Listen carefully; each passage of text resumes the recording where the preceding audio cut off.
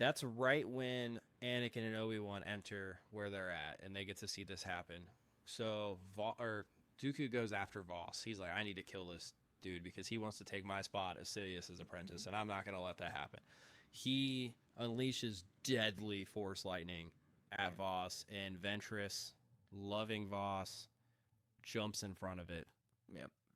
to save Voss, and Dooku just unleashed this lightning strike on her, and it was awful.